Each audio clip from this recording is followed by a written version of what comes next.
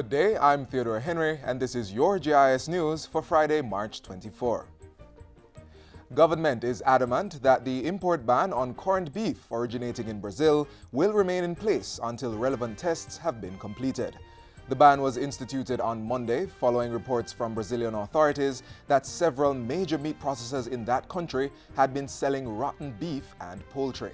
In a statement yesterday, Minister of Industry, Commerce, Agriculture and Fisheries Carl Samuda said no permission would be given for the sale or distribution of Brazilian corned beef until government got adequate assurance that the products were safe for consumption. He also revealed that Jamaican officials would be visiting Brazil on a fact-finding mission to learn more. In the meantime, the Bureau of Standards and Veterinary Services Division of the ministry are conducting tests to determine the safety of corned beef on the local market. Cabinet has approved the establishment of 2,200 district constable positions with effect retroactively from April 1, 2016. The announcement came in a release from the National Security Ministry on Thursday. Portfolio Minister Robert Montego says this marks a critical step towards regularizing the status of district constables within the Jamaica Constabulary Force structure, which will facilitate pension payments to persons serving in those positions. The minister says Cabinet has also approved the establishment of 3 levels of district constables, DCs, for respective pay grades to inform the assignment of pension benefits. This is being done to prevent loss of retirement benefits for DCs who are close to retirement and to promote mobility within the organization. The startup date is to be determined. An additional 20,000 jobs are expected to be created from the construction of new business process outsourcing BPO spaces across the island. The Port Authority and Factories Corporation will be building 250,000 square feet of BPO space and retrofitting another 50,000 square feet of existing buildings.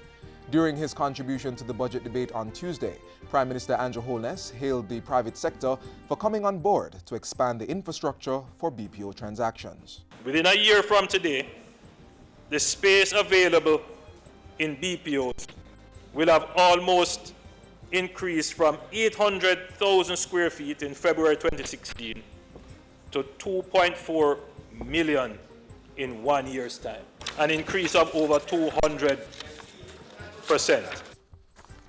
While making his budget presentation this week, the Prime Minister also announced that the Economic Growth Council Chairman, Michael Lee Chin, had been tapped to lead an enterprise team to develop Jamaica as a logistics hub.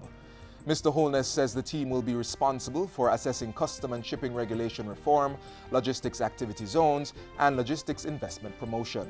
The enterprise team will also look to integrate the efforts of all the relevant project units, statutory agencies, ministries, and public bodies into a coherent, unified project team capable of advancing the objectives more quickly and equipped to interface more effectively with the international market and local investors. In the meantime, Prime Minister Holness says close to 4,000 hectares of land have been identified for immediate use in the further development of logistics operations on the island.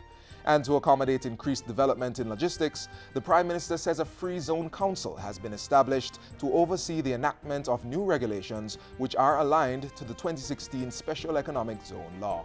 The Customs Act is being revised with a view to render it more supportive of the development of logistics operations linked to the transshipment of goods through the island and seaport.